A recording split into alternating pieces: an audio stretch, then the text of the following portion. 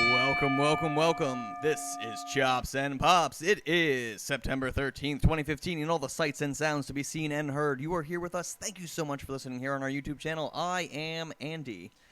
Dramatic pause. Second dramatic pause. And I'm Shane. Hey. Andrew and Vinny aren't here. Just the two of us. Just all alone. Just trying to do a podcast. Yes. And today we are going to talk about TMI for TNA or not. And hey, NXT, what's happening now? That gives away nothing. Exactly.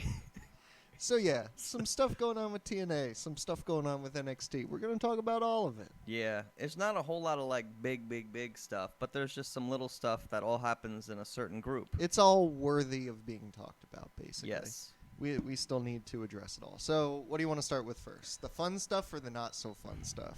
Let's start with the not so fun stuff. Get the bad news first Yeah. out of the way. TNA. Ooh. Dun, dun, dun. We have three things we're going to bring up about TNA. One being that their wrestlers, while not being arrested, like to kick fans. Hey. The other being that their biggest star, Jeff Hardy, might be leaving. Hey.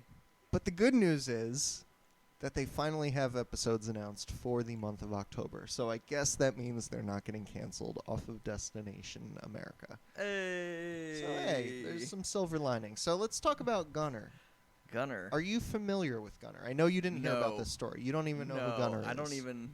I know like a couple people, and I've never heard that name before. He's a former Marine. Okay. I know he won the world title when he was in NWA. Basically, he's just kind of been a mid-carder in TNA. Nothing too crazy, but he was actually at an indie show. It wasn't a TNA show. An indie show where there were no guardrails around the ring. And I guess a fan got a little too close for comfort, and he kicked him right in the chest, right back down into his chair. I guess this goes without saying, but you don't do that. Right. You don't. You know, these fans have been getting kind of rowdy lately. A little bit. You have. I mean, people can cross the line. You know what I mean? And sometimes it warrants, being put in your place. Not a foot to the chest, though. Well, like, look at Roman Reigns got hit in the head with a briefcase. Right. That guy went after Dean Ambrose. Yeah. In fact, this week, actually, I forgot. I actually just thought about it right now. A fan jumped the guardrail and started walking down the ramp with Seth Rollins. That's right, during Seth Rollins' entrance. We didn't even mention that. You see him just, like, look and go. And then it cuts to Johnson, and he's like, hey. John's like, I've been through this before. This is a serious matter right now. It's a white dude in dreads. It's these fans, they're getting kind of... They're getting a little overconfident. Very. It's being rewarded, you know? Right. It's like, oh, look at these fans. These fans are so great. You get to make a meme of yourself. Yeah. And that gets passed around on Reddit, you know? Crazy fans. But as crazy as the fans can be, you don't kick them in the chest unless they get physical with you. They get physical with you, pose that sort of threat, or if they step foot in the ring. That has always kind of been the rule of thumb that, if they cross that barrier, that's one thing, they're going to get tackled by security. If they get into that ring, no holds barred. You're going to get your ass kicked by John Cena, I would love to see just John Cena, like, actually attack somebody. Like, and just, like, really... He'd still be such a baby face about it. He would just, like... He'd get a firm grasp of the guy and take him down to the ground, but he'd just, like, hold him. Where, like, other wrestlers, like Orton, would just kick the guy in the head till he couldn't see straight, But this wasn't in the ring. This was, I guess, around the apron side, and I guess the guy got a little too close. Gunner didn't appreciate it. And I thought I heard that there was a video online of the incident. I haven't watched it. I haven't seen it. So again, this is our show. We just talk about whatever's big in the week. We're not going to sit here and crucify the guy. But from everything I heard, seems like Gunner stepped out of line a little bit, even if the fan was being a little rambunctious. So that's all we really need to say about that. He's no super dragon. No. There can only be one. Speaking of Super Dragon, Jeff Hardy. I don't know. He likes dragons. I guess so. I know he likes the band Imagine He Dragons. chases the dragon. He does. He does chase the dragon. Never gonna catch him. Never gonna catch him. Jeff on. Hardy. Jeff Hardy looks like he might be going to the WWE because TNA is losing some of their TV capabilities, I guess you could say. It's not like they're losing their deal or anything like that. It seems like they will be continuing on Destination America. Like I said before, they have announced episodes in October, but they're losing a big part of their budget. So their highest paid stars, as far as I'm aware of, are Kurt Angle and the Hardy Boys. Right. Which it's weird calling them the Hardy Boys. They're grown men. Yeah. The Hardys. But Kurt Angle has already said in the press that he will be taking 2016 off. He will just be taking the year off, which he really needs it for what his body's been put through and everything. And he's been going strong for 10 years now straight, just with TNA, not even WWE. Wow. So he's taken 2016 off, but he's pretty much said that he will be finished with TNA at the end of this year. So they'll be losing pretty much their biggest stars. They're losing Angle. They are potentially losing the Hardys. I don't want to sit here and rag on TNA all day because that could be forever. Right. I guess the thing I'll pose to you being not so much a TNA viewer. Right. How do you feel if the Hardys were to come back to the WWE? I mean, this Dudley's thing is pretty awesome. I'm not gonna lie. I don't know if that's the Dudleys or if it's New Day just being fantastic at this point. The Dudleys are pretty great though with the tables and the what's up thing. I'm glad they're still doing that, even though it's clearly 2015, and that hasn't been something in pop culture for like 20 years. We talked about that. That actually, if you break it down, I think that Budweiser commercial was somewhere mid-90s, like 95. So we are talking about a 20-year-old reference to a TV commercial. You know what? It still works for them. It does. It's a gimmick. And their gimmick's great. And, you know, the Hardy Boys are cool, too. I don't know if they'd come out with, like, you know, like the fishnet shirts and, like, the gloves and the makeup. And, I mean, I don't know if I would care too much about that. As long as he doesn't come back as Willow. Oh, God. Do you know who Willow is? I actually do know who Willow is. And it's basically his heroin addiction. Not to make light of something serious, but really that character of Willow is just a bad acid trip. Like it's I remember you were like, you should see Jeff Hardy's doing now. I'm like, what's he's like? He's doing this character Willow. I'm like, what is Willow? And then you showed me like a promo video, and I'm like, what is it? Why does he have an umbrella? What's going on? It was very fucking weird. I truly believe it. I'm not even trying to be overly dramatic just because we're in the middle of a conversation about it. I really do think it's one of the worst things that has been in wrestling as far as characters go. Wow. Like, you could talk about gobbledygookers and Mantar. stuff like that. And Mantar. We were just talking about this before we started taping. But Willow is up there where it's cringeworthy. Wow. Like, in Mantor, I could just sit back and have a smile on my face of, like, this is it's over-the-top ridiculous, and it's great. With Willow, you don't feel that because you still realize the guy playing the character is Jeff Hardy. Right. He's a superstar. He's a main eventer. And what is he doing in a Halloween costume, spinning around an umbrella, not being taken seriously at all as a competitor, you know? It was a very strange time, the Willow thing. I remember when the Willow thing was gone, though. I was like, well, that's good. The party's back. That's nice. Here's what I'll say. What do you think Jeff Hardy could contribute to the WWE of today? I don't know. I'd be worried because in the PG era, it's kind of the dangerous stunts and stuff that they would do. I don't know if they'd be as okay with a lot of the crazy stuff that he was do, especially I point my hand at my head and shoot my brains out. I don't know. I used to be a huge Hardy Boy fan, like, in the early 2000s. They were, like, at the table I sat at lunch, I had one friends that liked the Dudley Boys. I had one friends that liked Edge and Christian, and I was me, and I liked the Hardy Boys. So it was a really interesting lunch conversation, and I remember liking the Hardy Boys a lot. And then it got ridiculous. It got weird with the whole Matt Hardy and Lita thing, real life, and it got really real really quick. Well, if it's a package deal and they were to take back Jeff and Matt's had his own personal problems, especially in the, not maybe the past couple years, but, within the past 5 years or so. I think Matt Hardy could contribute a lot because Right. he always kind of was this ring general. He was always the guy, contributing ideas of putting together matches. Even towards the end of his WWE run, he was kind of, the veteran who was helping the Jack Swaggers Right. when he was getting called up, So there could be that, Mhm. just throwing ideas out there. I mean, I'd be okay with it, I guess. Do I think it would work as well as the Dudley Boys? No, because the Dudley Boys are they have tables. You can't just bring out ladders everywhere and just jump off of them. It's No, ridiculous. I agree with that. I agree with the fact that I think there's definitely the star power of Jeff Hardy, and if Jeff Hardy walks out, he's going to get a huge ovation. Oh yeah. But I think as a team, I think as a long-term project, just flat out, I think the Dudley Boys are the greatest tag team of all Right. time. So They're I think, tremendous. I think the way that they came out on Raw, as much as Jeff Hardy will get a huge pop from a crowd, I agree with you. I Yeah. don't think the Hardy Boys would be the same as the Dudleys in that aspect. Hmm. Let's move on to good news. Good That's enough news. TNA. No more TNA for the rest of the show, I promise. Hey NXT, what's happening now? How about William Regal announcing a 30-minute Iron Woman match to headline main event the next takeover in October between current NXT Women's Champion Bayley and the boss herself, Sasha Banks. They get 30 minutes at least. It'll be a really great match.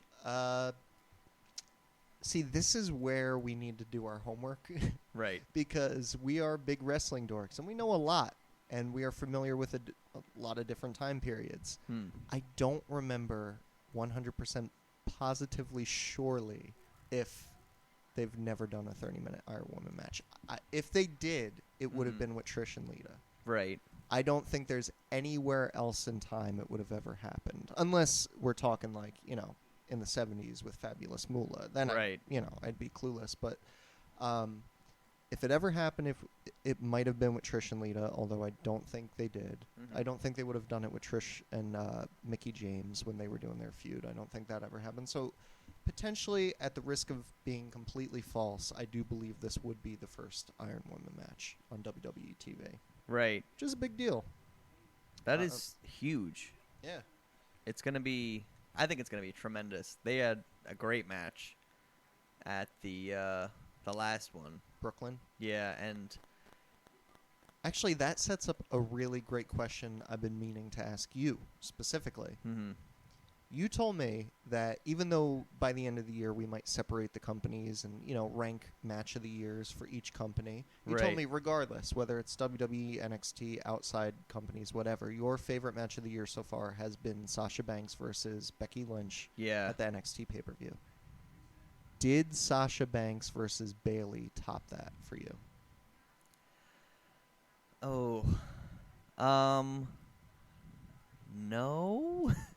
I really liked the match. It was Right. really good. It's just, I don't know. Becky Lynch cries a lot in her packages, and that whole 3 weeks leading up to the pay-per-view was I really felt for Becky Lynch. I Okay. really, and I loved the hero's journey of Bayley and her falling and the hand, and I loved a lot of parts of the Right, match. Bayley had to build up of her Yeah. own too, of 2 years worth. Yeah. You There was a lot of history behind that, and it's just, I only know about a year of Bayley, and the Bayley that I know is that Bayley just hugs people, and I watched her fail to get a title, to win the title against Charlotte.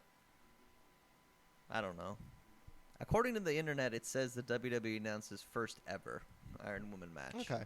So, Which they like to rewrite history Right. sometimes, but we'll take their word for it right now that we are talking about the very first 30-minute Iron Woman match. yeah, which is going to Um, be great. So basically, to sum up what you were saying, if I get this right, you had more invested in Becky Lynch. I did. That's basically what I it just was. I like Becky more than Bayley. That's fair. Nothing against Bayley. I think she's a great wrestler. I love the hugging and the wacky waving fiddle arm flailing tube mans. Can And you say that one more time? wacky waving fiddle arm flailing tube man. There's Incredible. an S. And I'm really excited for it, and I think it's great for women's wrestling. Actually, I think they're just tremendous, just doing tremendous things for women's wrestling. and the fact that that was my favorite match from the last pay-per-view, and like NXT's had some great matches, so like that's like you're including the male matches when you talk about that. Oh yeah, you're saying everything with Kevin Owens, everything with Sami Zayn, Finn Balor, all of that. Becky Lynch versus Sasha was the best. It was great. Okay. All those arm bars were like ridiculous. I thought she was gonna rip her arm off. Oh my god. Yeah. Wait, what she calls it? The disarmer or disarm her? Not 100% sure. I think it's either disarmer or disarm her. It would probably be disarm her because she's really big into those weird like puns, like NBXT and stuff. She's quirky. She is. Very quirky. She's very quirky. But I'm looking forward to the IronWoman match, not just for its unique situation, but because I do disagree with you there to where I do believe Bayley and Sasha Banks had the best women's match of the year. And if you factor it in with all the male matches of the year, I would still say that Sasha Banks versus Bayley would be the #1 NXT match of the year. And if we're talking about any company, anywhere, it's still probably in my top 5. So Bayley Banks is an incredible feud, and giving them that type of platform of a match to perform in is going to be something special, as if Brooklyn wasn't already special enough. Right. Other NXT stuff, though. What do you want to talk? We could talk about how they're not getting paid, about how their employees are racist. They're not getting paid. Okay. Well, I mean, they're getting paid. They're getting what they were guaranteed as a developmental, but they're not getting bonuses. So let's talk about the story. The story itself was that they held a talent meeting where they gathered up everybody from the Performance Center and told everybody that's been performing in NXT that they will not be receiving any bonuses on top of what they get. How do you feel about it before I break down details? I don't know. No bonuses kind of stinks. It kind of like lessens the importance of the takeover events, I guess, because it's like a pay-per-view type situation. But being that everything on NXT is on the network, it's just a longer episode, I guess. But I mean, on the other side, they're selling out the Barclays Center. So I mean, I feel like they should get something, just a little like, hey, nice job, kid. Like a Christmas bonus. Yeah. Like what was it? Jam of the Week Club. Chevy Chase got in Christmas Vacation. Jam of the Week. Jam of the Week, whatever it was.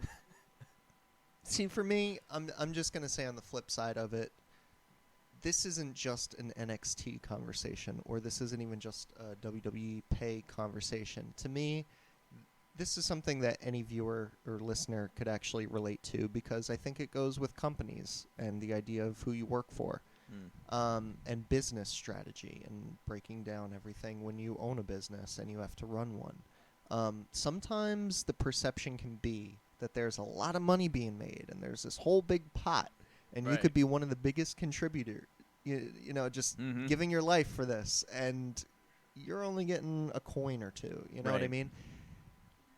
To me, sometimes stuff like that gets misinterpreted, because even if they're selling out somewhere like the Barclays Center, I think just the cost alone and what it takes to produce a WWE show gets really underestimated sometimes. Right. Even if you just talk about catering, like, you're not even talking about the rental of the arena, not talking about the tens of thousands of light bulbs that they have to use, the LED lights that they use, the Titantron, the ring cost, the security, everything. That just catering alone for the traveling that they do, they have anywhere between 200 to, I would say, like 500 people working backstage at any time. If you're talking about all the performers, all the road agents, everyone working in catering. I keep bringing up food, but yeah, you get the point that there's a lot of people back there, and there are thousands of pounds of food that they go through every single day. Like, you don't think of that when you think of, you know, you go to a restaurant and that restaurant has to cover all those people who walk through the front door to feed them that day. Right. They have close to the same amount of that many people just working in the building that they have to feed. Right. That's just to feed them.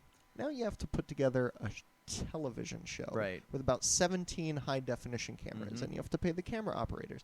The point I'm getting to is just that there's a lot of costs that I Right. think that gets overlooked. Not to say that they couldn't, scrape a little bit off more for the performers who are giving their lives Right. for it, but even if you factor in everything that it takes to produce that show, Mhm. with something like NXT, there's still that cost of the performance center, which is still very, very new. Right. And still, growing. And there's just a lot of costs that come with it. Just the idea of the building taking up space in somewhere in Orlando, Florida, Mhm. the cost of the equipment. There's just so much that if you were Triple H or you were Vince McMahon, granted, they've been doing this for years and they Mhm. have a business strategy and a business plan written, Right. where would you be putting all your money? I guess maybe just pay for the travel to the event. I mean, I know most of the time it's just in NXT, like in the Florida Center. But I mean, if they went to Brooklyn, maybe just the people that are performing in Brooklyn maybe just paid even like a crappy Holiday Inn or something like that. Just Right. have them just fly them out or whatever. But I guess that's also conditioning them, too, for when they get called up on the main roster, that even if your salary is going to increase, you still need to cover all the costs of your own flights, of your own hotel rooms, when you're going to Monday Night Raw, when you're going to SmackDown, So I think that they don't want them to get the idea that we're going to cover Right. your expenses, you know what I mean? Right. But I mean, again, I'm just kind of playing devil's advocate to make people realize, there's a lot of things that the WWE needs to pay for. But truthfully, these guys are giving their lives. Sasha Mhm. Banks almost broke her neck coming off the top rope. Almost dead. Yeah, almost kill. Sasha Banks was almost kill. Racist chick? Racist chick. Let's talk about the racist chick. Jasmine Reevy? Something like that. She still has a job. Still has a job. What was the story? Of the Zara situation with the racist tweets from years and years ago. Apparently, some racist tweets were discovered on developmental signee Jasmine Reevy. I'll just call her Jasmine. On Jasmine's That's Twitter fine. account. And, as per usual, the Twitter account was taken down, and she made a statement about how the account was used by somebody else. She said she was sharing it. Right. The account was shared, so she didn't write those racist comments. Those were the other person sharing the account. So she still has a job, which means that after further investigation, the WWE has concluded that the story is legitimate and that she did not post those things. So Now, most people wouldn't believe that. I don't know how I feel about that.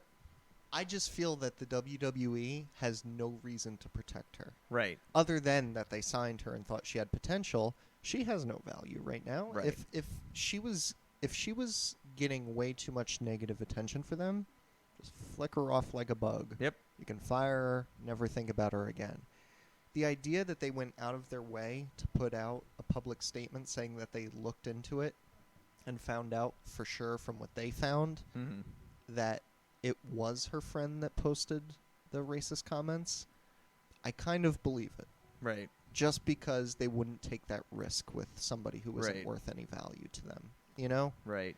There's still nothing said about the Instagram post, though. What was the Instagram Some of the post? there was a picture posted where a African American wrestler had her on his shoulders, Mhm. and she referred to him as her slave. Oh, yikes. Yeah, Okay. and like that one, she definitely posted that. That was definitely her, but there was nothing really talked about that. So I don't, Oh, okay. Well, that's But different. I don't know if it was, because maybe he was just like like in the Egyptian times when they would like carry the whatever, what was Cleopatra, like a queen? Was it a queen? Were the queens in Egypt? I know nothing about I'm gonna the say queen. picture. It's the queen of Egypt. Like they carry like the kings and queens. Right. So, I mean, I guess that could be kind of funny, but like, I guess how it could be, I could definitely see how it could be taken another way. Absolutely. But I don't know. I guess, I mean, like you said, they looked into it. So I mean, Yeah. Moral to the story is she still kept her job. Right. To where Zara did not. Also, don't share your social media accounts with anybody. Don't do it. It's a bad idea. So we could talk about either... Yeah, you know what? Let's talk about Johnny Gargano and Tommaso Ciampa making their debut in NXT. They made their debut in the Dusty Rhodes... What's the official title? Dusty Rhodes Invitational Tag Team Tournament? I think or that's something what like it is, that? yeah. Gargano and Ciampa had a match against Bull Dempsey and Tyler Breeze. Yep. I'm very familiar with Johnny Gargano and Tommaso Ciampa. I've been watching them for years now. Gargano in Dragon Gate with his long world title reign, and Tommaso Ciampa doing what he did in Ring of Honor.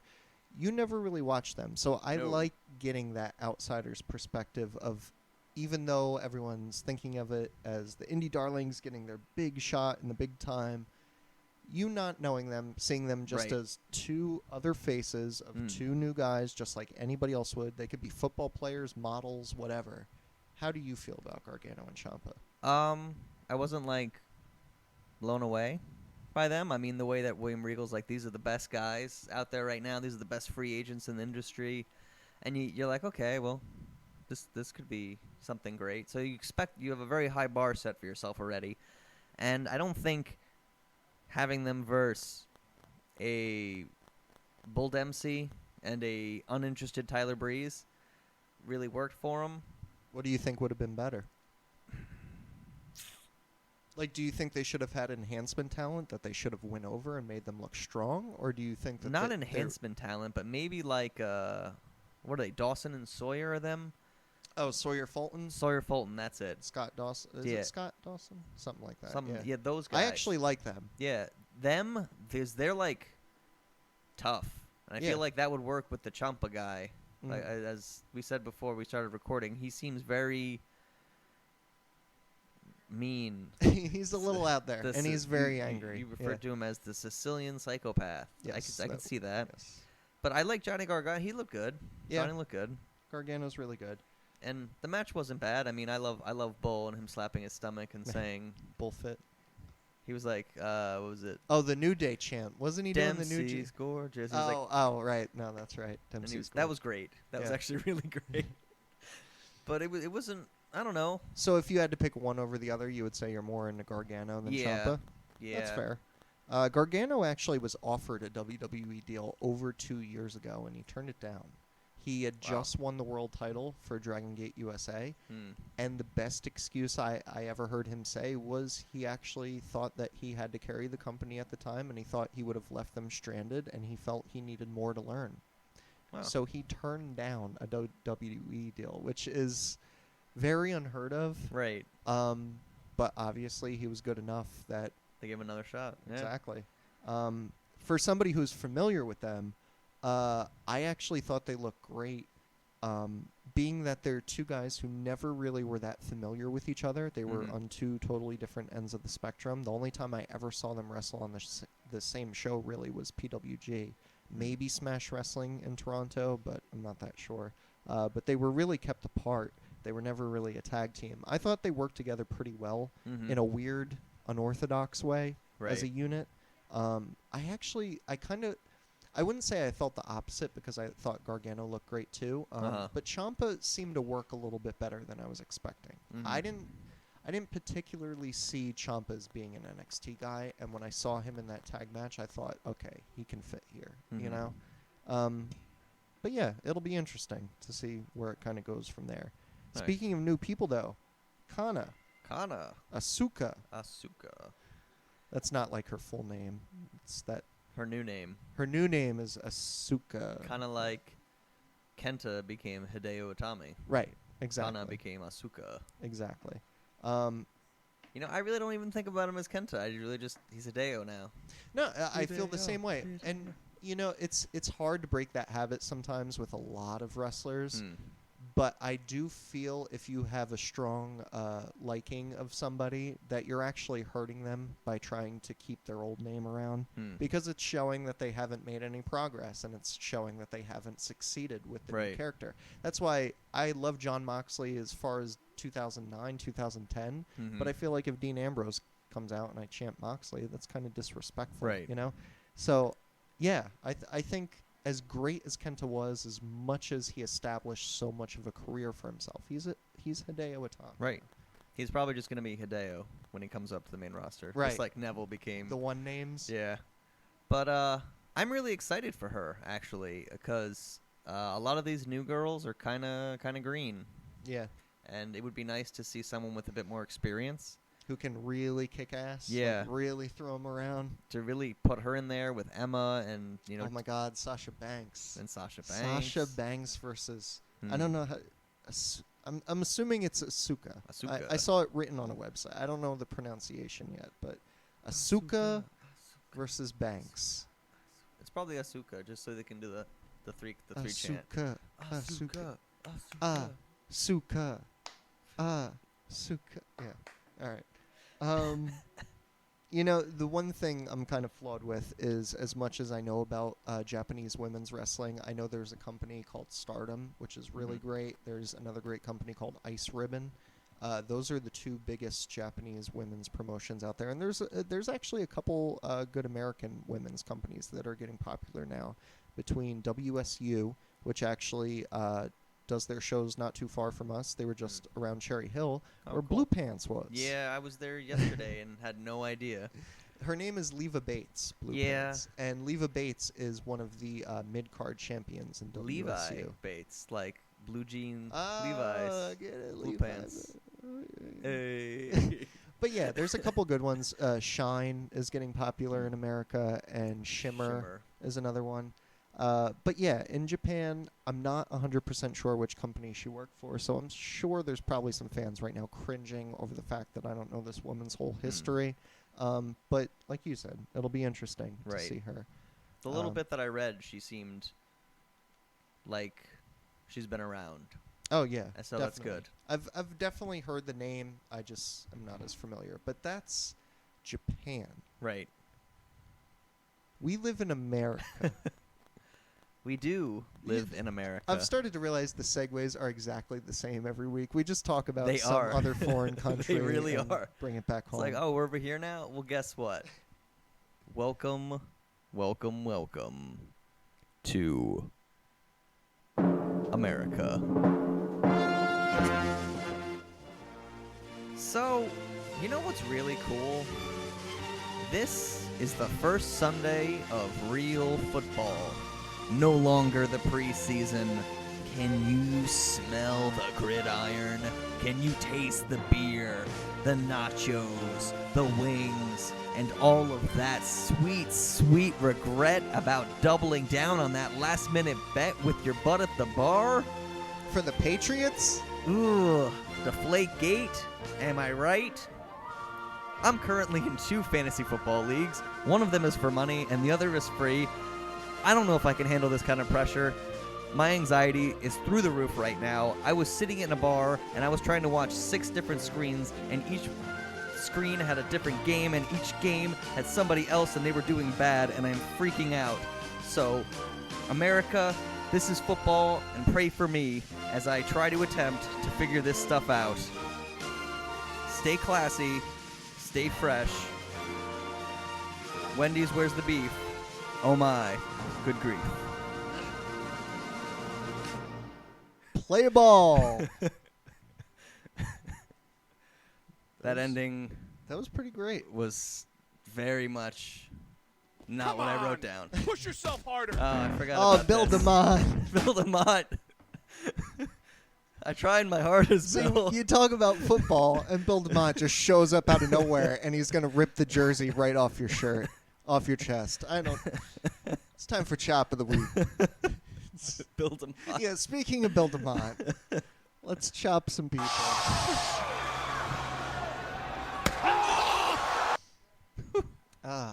Okay. You go first, I go Chop. first. Okay, so normally I'm like the hugest NXT fan, and I actually got really excited yesterday. It was at the Columbus Flea Market, and I saw somebody wearing an NXT Brooklyn shirt, and I was like, "Oh wow, great!" Oh, cool. I'm like, you never see that. I'm like, what are Yeah. you doing out here? And Columbus attracts a lot of wrestling fans. there's a lot.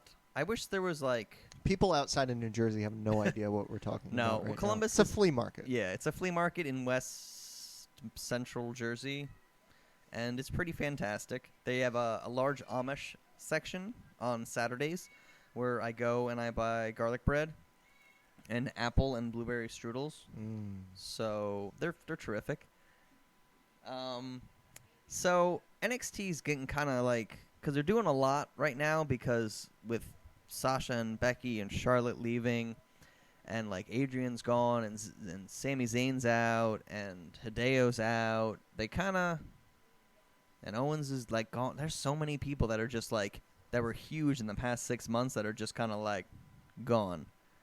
They're bringing on the new class. And they're trying to bring in the new guys, and I am just so confused by everything. There's Peyton Royce. There's Billie Kay. Dana Brooke has been around for a little bit, but I still don't know a whole lot about Dana Brooke. Because she talks like this. And she loves to pat Devin on the head, which is just weird. It's going to lead to a match one day. I feel it in my bones that one day she's just going to snap, drop the microphone, and tackle Dana Brooke. I hope. But with everything going on, I just, it's so confusing. And now the NXT shows aren't completely at the Performance Center.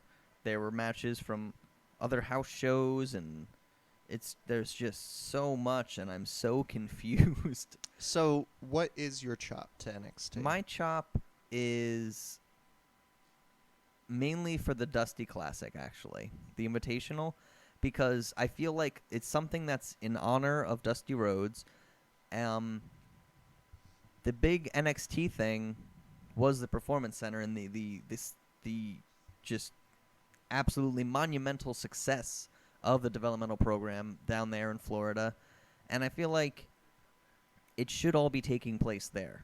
They laid all the groundwork there. Yeah. He put the foundation down there, so it would make sense to start building there. And I guess that bothers me, because seeing like, and you don't even see the whole matches. They showed like a couple clips from like these little, like, I don't know what they would be considered, like little halls, like. They have it at pretty small venues. NXT house shows in Florida. It really is just like local gymnasiums. Right. Yeah. Like It looked halls. very low ceilings. I remember I saw like an Yeah, no, Instagram picture where like Finn Balor went through the ceiling when he was doing the coup de grace, which is pretty awesome. But that bothers. They should bring it. I want it in Orlando. Yeah, Winter Park. I really hope the finals and hopefully the semifinals too take place in Florida, because I feel like they're important enough where they deserve to be there. I'm under the assumption that the finals will be at the pay-per-view. Right. Because the pay-per-view is in October, and it's pretty close now, which would mean it would be at Full Sail. But do you know why they actually moved the show? No. Because Full Sail sucks. Full Sail sucks. Hey. Full Sail sucks. I see where you're coming from, though. You make a very valid point. It's for Dusty. Yeah. Pay tribute to the guy. And it doesn't help to my confusion right now. Trying to like get a grasp on all these new characters, having them in different places is just blowing my mind. That's fair. It's cool, but to me it felt a lot. I'm not going to say it was like WrestleMania 2, but... I see what you did there. Yeah. 3 different venues going at once. I see what you mean. It was just confusing to me. So that's my chop. My chop of the week, I'm going to keep short and sweet because we have a lot to talk about, and we already kind of covered this one. I'm giving it to Gunner. I don't know the full story, so I'm going to at least put that out there so I don't sound completely hypocritical. But, yeah, you kick a fan. Don't kick a fan. It's wrong, man. So let's do our pop of the week. Poppin'. You know what'd be cool? What's that? If we could get, like, Macklemore. For what? For the pops. What do you mean? Like, I'm going to pop some tags. Like, I'm going to pop some. You know, that'd be funny. You know what I want to do? This is my dream. Huh. Because we started attending Dojo Wars, the CZW Academy show, which I got into a little bit last week, but I was drinking, so I don't even remember what I said.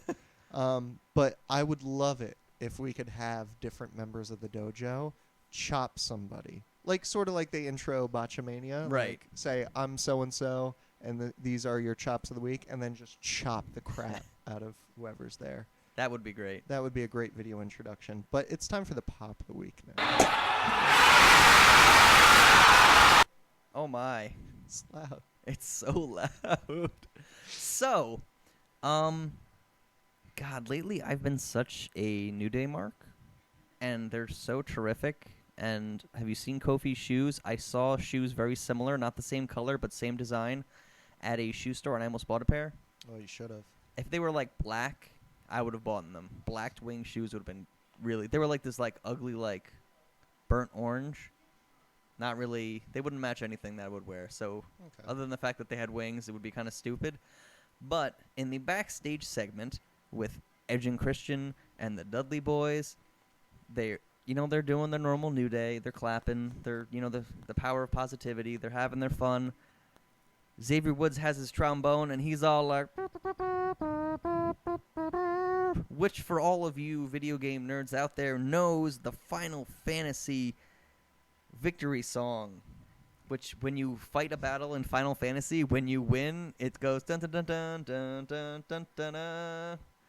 It's like No idea. yeah, what you're talking. it's But there's plenty of listeners right now that do, so I'm shutting up. it's really cool that Xavier Woods is doing that, especially with his YouTube channel Up Up Down Down, where he does gaming, which is pretty awesome. He actually had Biggie on recently, and he got him scared, which is great. I don't remember what game it was, but I saw a clip of Biggie freaking out, which is his expressions are out of control. And speaking of Biggie, another favorite part of that segment is when he tries to eat a kazoo, Yes. which Yes. it was just amazing. He fails, He tries, though. He tries but very you hard. I give him an A for effort. So the New Day are just I continuing. thought you were going to say you'd give him an E for effort. A big E for effort. That would have been much better. So New Day, you get my pop. You guys are great. Keep it up. My pop of the week is going straight back to NXT again. For one of the segments you actually didn't like that much, the fact that they taped their tag team match in the arena. Right. But there was something very, very special I thought happened about taping that match in the arena with Finn Balor and Samoa Joe versus the Lucha Dragons. Oh, that was great. That one I liked. It was a short match. It was only like 8 minutes, but it was good for what it did. The reason I'm giving it the pop of the week is because Finn Balor looked like a star. It's one of those things where I think that even with all the makeup alone makes him look like this presence, makes him look like this, iconic being, whatever you want to call it. Right. That he's just getting over with the face paint, and he's, he has this gimmick. So one of the things that people have worried about is that if you take away all the body paint, is he still going to come across as a superstar? Is he going to be too plain Jane? Is he... Right. And there was just something about that entrance of seeing him. Granted, there was the Brooklyn show, but again, that was him full Finn Balor paint and all that. That something about him just coming out, leather jacket, collar popped, NXT title, and the way he walked out, just something hit me where I thought, okay, I already thought Finn Balor had a bright future. Seeing him in this setting makes me just think, this guy's a star. Yeah. Like, this is your next major player. And I don't know how else to put it. It was just my pop of the week that everything that I saw happen in the wrestling business didn't really match up to when I saw Finn come out for that match and think, Finn Balor is the next top guy. I did like that. I forgot about the jacket. I liked the jacket a lot. It was so simple. It was. It's like there's been plenty of people with leather jackets. I have my obsession with Chris Jericho and the light up jacket and all that, but it was just the way he carried himself. Right. It was so cool, calm, and collected. He wasn't doing anything major, wasn't doing anything that special. But he was just so damn cool. And the whole point is, of a babyface, they always say either men want to be you or women want to be with you. And I think Finn Balor kind of has those categories nailed. Right. No pun intended. But I think that's the thing. Like, every fan I talk to is just Finn Balor's the coolest. And him being so calm and cool and collected when he's not in paint really makes it when he puts the paint on and gets kind of like beast mode. Right. That it makes it that much more of like an impact. You're like, oh wow, he's a monster. Yeah. Dude is terrifying. He had spikes on his back, and that was great. You know, I missed that. He did that once, and then like the next 2 times he wore paint, he didn't have spikes on his back or wings, and that was like upsetting. I know. The wings It's like were make great. up your minds: Stegosaurus or pterodactyl. I remember. I think we joked about it. I was hoping that he got more and more dinosaur-like and just Right. became a dinosaur, because they have the suits where you can come Full out like a T-Rex gear. velociraptor. Yeah. And like that would be great. He's a dinosaur now. You know, he'd make it work too. He would. He really like people would giggle at first, and then they'd be like, "Oh, but this is cool. I dig it." As long as he came out of the dinosaur suit when he wrestled, I'd be okay Right, with it. right, of course. So- Or hatched out of an egg, Oh, like God. gobbledygooker. So yeah, we're getting way off base. So let's just end the show. Show's over. Right. I'm done. So, I'm going home. It's been really fun. I hope everybody Bye. had a lot of fun listening to us today. So See let's ya. let's take it to the ref. Later. But wait, there's more! Oh snap! You We know, fooled you. What were those extra toms at the end? because the right after false finish is my non-copyrighted generic 90s TV music. Ah, And okay. because Windows 10 got rid of my preview window, I have to have a Windows Media Player playlist. Damn you, Bill Gates. So I hope he fixes that in Windows 10.1, the update. So speaking of Windows 10.1, Yes. WWE released 12 Rounds 3. That didn't even. That's the best part of my segues. That's, you know what, that's. They don't It's great. relate at all. So yeah, Dean Ambrose's movie finally came out. I'm mentioning it because it's worth mentioning. I haven't been able to watch it yet. I wish that it was at a theater by us and it wasn't, I know it's in select It's theaters. probably in Philly. I would assume it's in New York.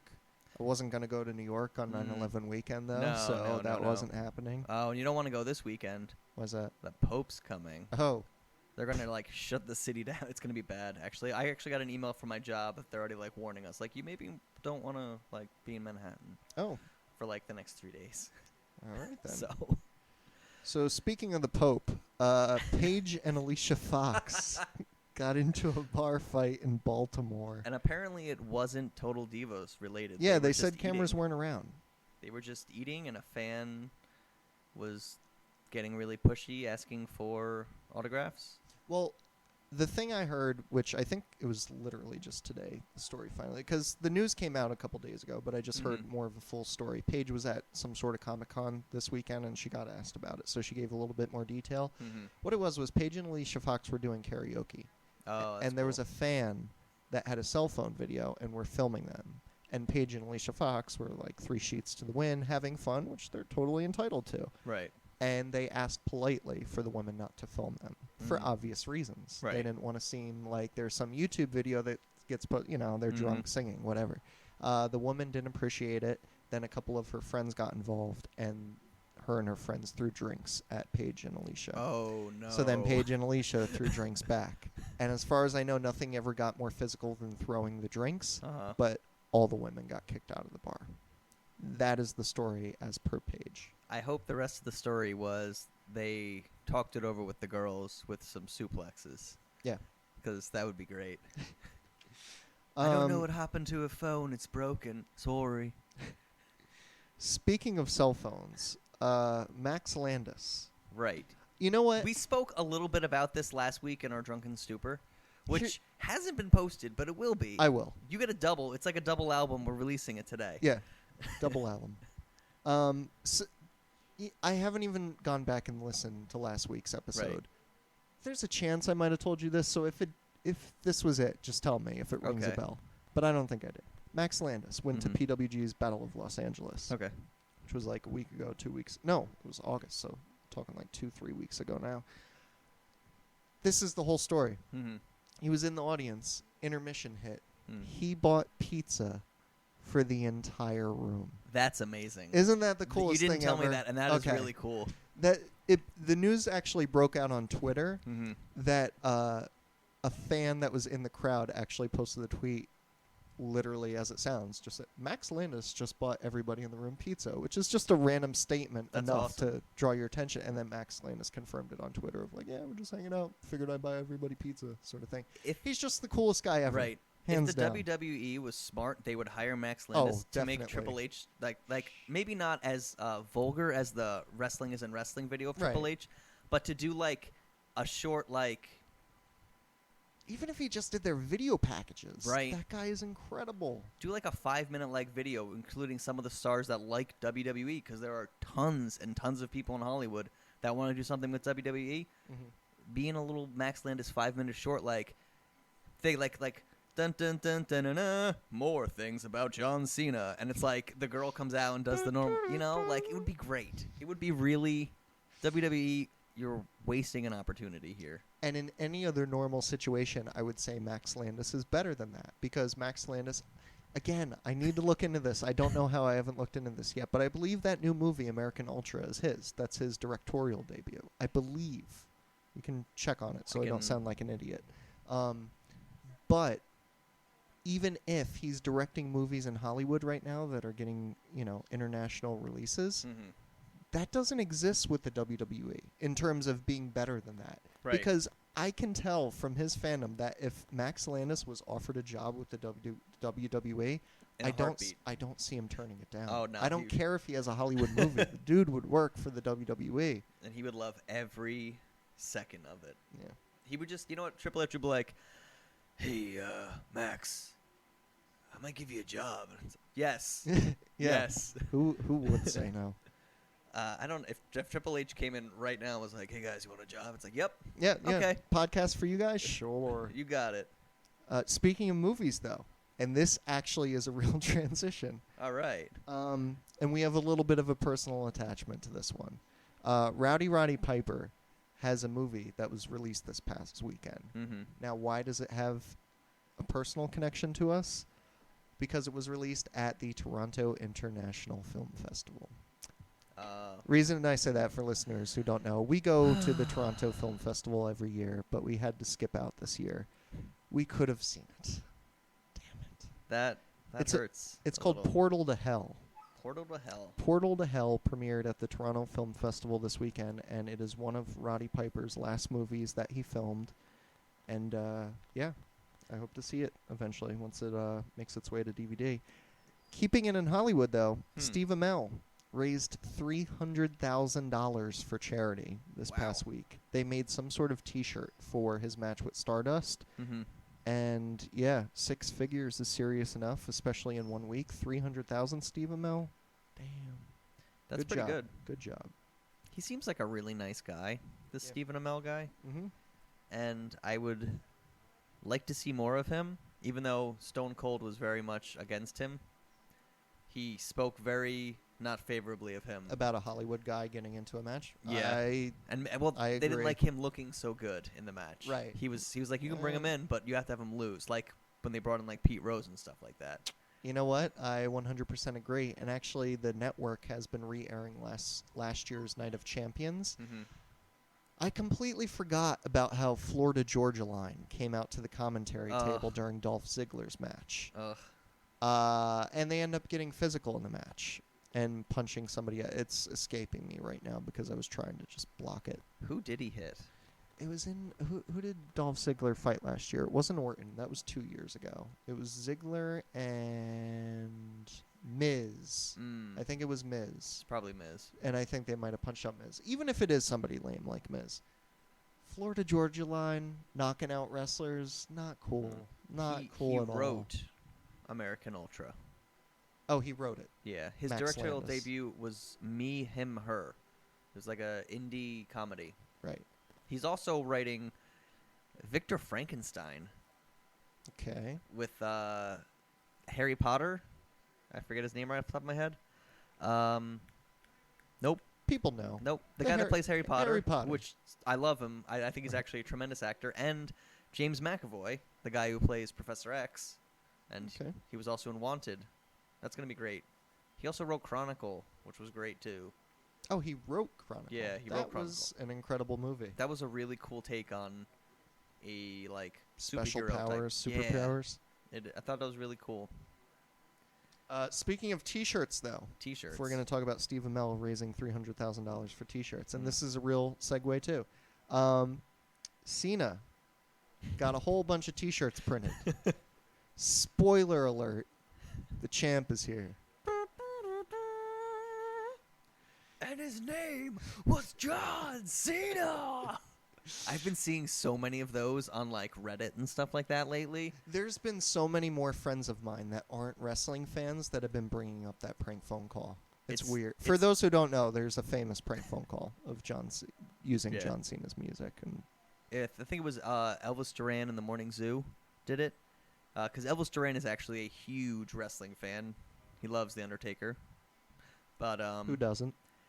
It's so great because you can use it for everything, the John Cena thing. I saw a Vine, and it was a little girl, and, like, a guy walks by a little girl and, like, bumps into her, and he's like, he bumped into her. But little did he know that this girl was John Cena! And the girl, like, jumps on his back, and the music starts playing as she has him in a headlock.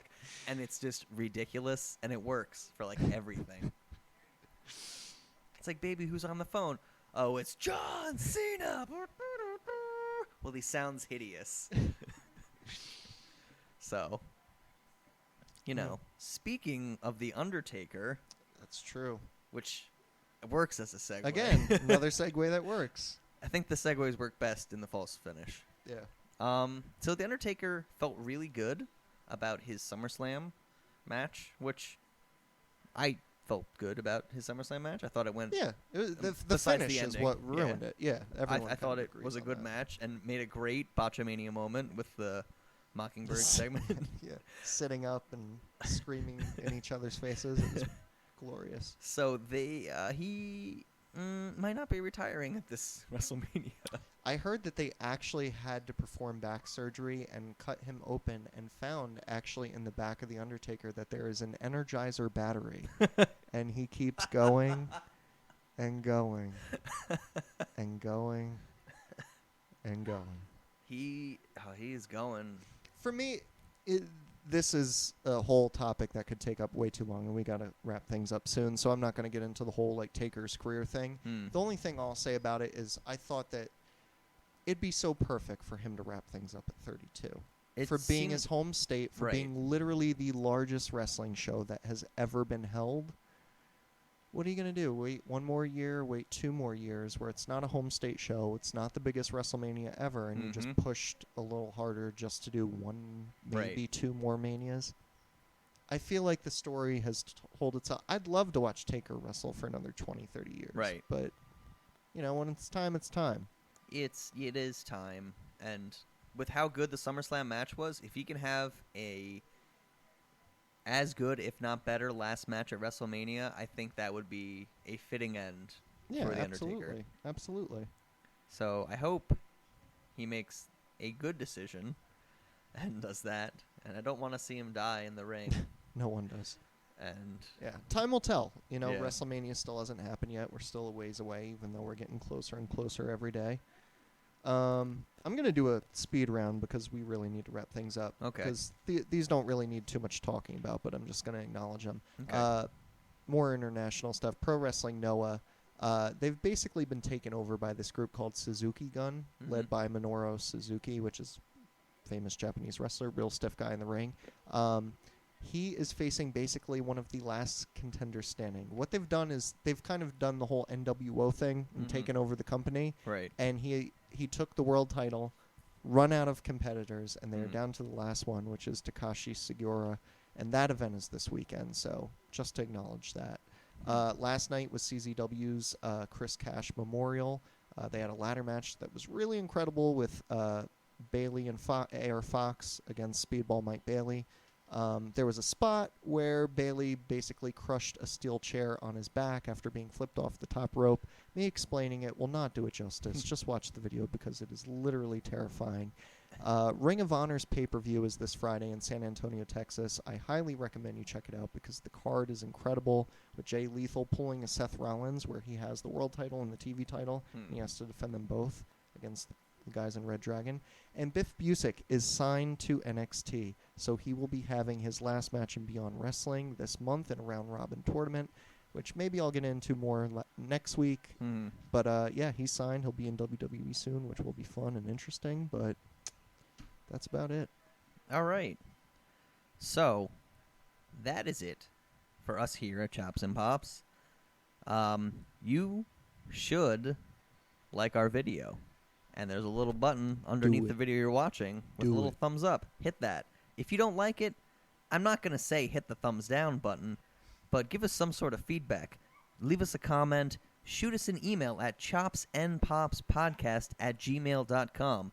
What was that email? Oh, it was chops what and was it? pops. Yeah. See, I messed it up already. See, that's why you need to repeat it. That's why it bears repeating. chopsandpopspodcast@gmail.com. And for those of you that are into the shorter 140 character ways of doing it, we have a Twitter, which is the @ Chops and Pops. Chops and Paps. So tweet at us and stuff. Andrew knows more about that than us. He takes care of that. He does. So that's it And for next us week here. we'll be at Vinny's. Next week we'll be at Vinny's for Night Night Champions. Champions. So get ready for a special pay-per-view edition. I am Andy, and I'll see you next time. And I'm Shane, and I'll see you in 7 days. 7 days. 7 days.